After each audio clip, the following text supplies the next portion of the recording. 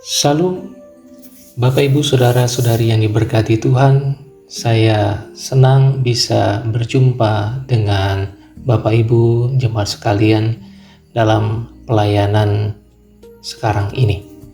Sebelum kita membaca firman Tuhan dan mendengarkan sapaan firman Tuhan, mari kita awali dengan berdoa. Kita berdoa. Bapa kami yang ada di surga, kami berterima kasih padamu karena masih diberikan kepercayaan kesempatan dalam hidup supaya kami dapat berkarya, dan karya itu memuliakan nama Tuhan, memberi dampak, dan memberikan berkat bagi sebanyak mungkin orang. Kami hendak mendasari karya dan kehidupan kami dengan firman Tuhan yang menjadi penuntun bagi kami. Biarlah kami dapat mendengar, menyimak firman-Mu, dan kami boleh hidup menurut firman-Mu ini.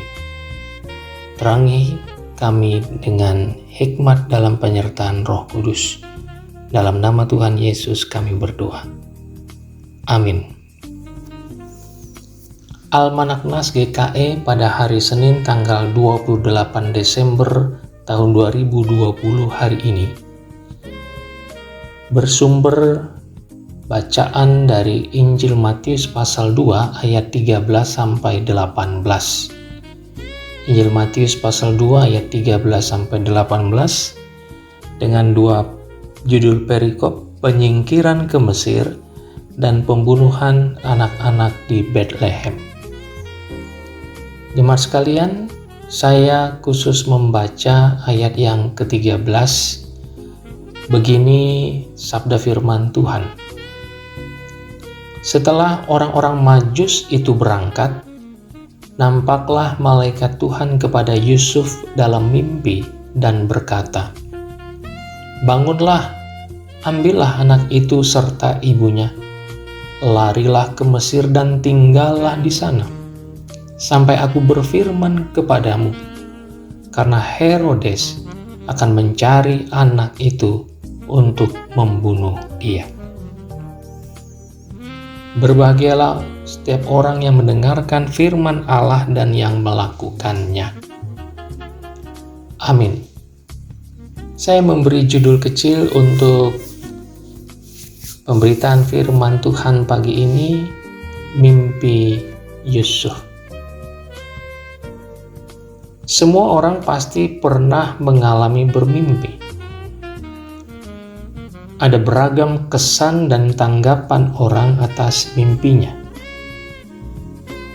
Paling tidak ada 3. Yang pertama, bingung. Tidak mengerti apa maksud dari mimpi itu. Apalagi orang dan tempat yang dilihat dalam mimpi itu belum pernah dikenal. Kedua, takut karena memperlihatkan kejadian yang menyedihkan. Apakah ini akan jadi peristiwa nyata kelak? Yang ketiga, senang karena kejadian dalam mimpi itu memang yang diharapkan. Semoga jadi kenyataan pula. Bagaimana menanggapi mimpi? Pastinya mengundang silang pendapat. Yang pertama, mimpi dipahami hanya sebagai bunga tidur. Biasa saja orang bermimpi saat tidur, apalagi tidur pulas. Bila bermimpi, ia menjadi kesan dari kualitas tidurnya. Jadi, jangan ditanggapi serius atas mimpi itu. Yang kedua, mimpi sebagai peristiwa psikologis. Jika ada sesuatu yang terlalu dipikirkan, terlalu dicemaskan, juga terlalu diharapkan, maka ia akan terbawa dalam alam bawah sadar dan berakumulasi saat tidur lalu jadi mimpi. Yang ketiga, mimpi dipahami sebagai petunjuk. mimpi tidak bisa dianggap remeh. Sebaliknya, ia memberi petunjuk tentang sesuatu yang akan jadi kenyataan kelak. Karena itu, mimpi harus diungkap pesannya. Lantas, bagaimana dengan bijaksana kita merespon peristiwa mimpi? Jemaat yang dikasihi Tuhan, pengalaman Yusuf dan Maria dalam nas ini dapat mencerahi kita dalam memahami kenyataan mimpi. Mari kita cermati apa kata nas firman Tuhan ini. Yusuf dan Maria mengalami perjumpaan spiritual dengan Tuhan. Yusuf melalui mimpi berjumpa dengan malaikat Tuhan yang berpesan kepadanya jangan memutuskan ikatan pertunangannya dengan Maria, walaupun dia sedang mengandung, sebab bayi dalam kandungannya adalah dari Roh Kudus. Maria pun berjumpa dengan Tuhan melalui pengalaman mengandungnya. Dapat kita cermati dari Matius pasal 1 ayat 18 sampai 25 perikop sebelumnya. Perjumpaan ini bukannya tanpa beban, sebab untuk mengerti mimpi itu tidak mudah. Banyak orang punya pengalaman mimpi. Karena itu, kemungkinan mereka menganggap remeh mimpi ini sangat besar. Tapi Yusuf dan Maria menjadikan pengalaman yang beda dari mimpi kebanyakan orang. Mereka percaya inilah cara Tuhan menjumpai, menuntun, dan melindunginya. Mereka menyadari bahwa Tuhan sungguh-sungguh hadir menjumpai mereka melalui mimpi. Karena itu, mimpi ini berlangsung beberapa kali.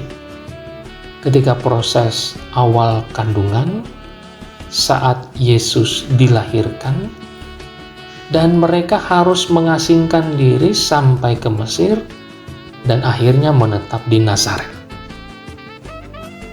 Berjumpa dengan Tuhan melalui perjumpaan dengan malaikatnya dalam mimpi merupakan perjumpaan asimetris. Maksudnya, kalau manusia berjumpa dengan sesamanya atau subjek lain yang setara dengan dirinya, itu perjumpaan yang biasa. Perjumpaan ini bisa saling menguntungkan, tapi bisa menguntungkan hanya sepihak saja. Sementara perjumpaan asimetris, perjumpaan Tuhan dengan manusia, tidak setara antara Sang Pencipta dengan ciptaannya.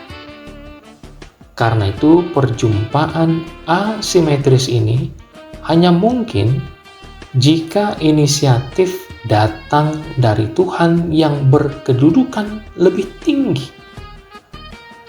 Dengan demikian, melalui perjumpaan asimetris ini, Yusuf dan Maria memiliki kesadaran beriman untuk mengerti adanya rencana agung Tuhan yang berjumpa, yang menjumpai mereka. Mereka sadar betul bahwa perjumpaan asimetris ini pasti membawa berkat. Saudaraku, jemaat Tuhan, suasana Natal masih kita rasakan kini, hangat dan penuh keceriaan syukur bersama dengan keluarga.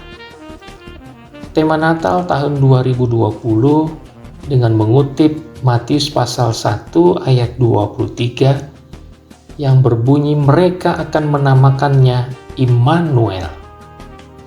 Immanuel berarti Allah menyertai kita.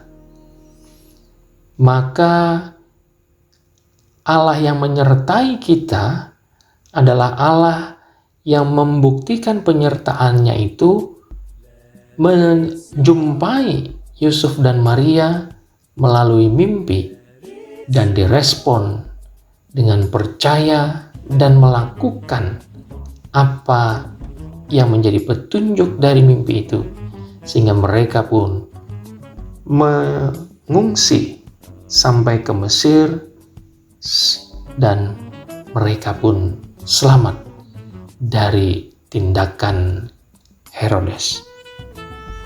Saudaraku, percayalah, saat kita terus masih diberikan kesempatan hidup oleh Tuhan, maka sesungguhnya di situ Allah senantiasa beserta dengan kita. Karena itu, yakinkan diri kita bahwa apapun perjumpaan dan pengalaman hidup kita, Tuhan ada beserta dan memberikan kemampuan bagi kita untuk merespon semua perjumpaan dan pengalaman hidup kita itu dengan bijaksana.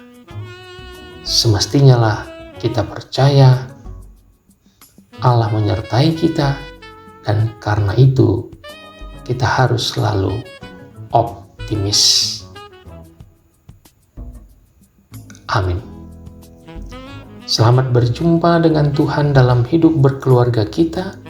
Selamat Natal dan menyongsong tahun baru 2021. Tuhan menolong dan memberkati kita. Immanuel. Amin.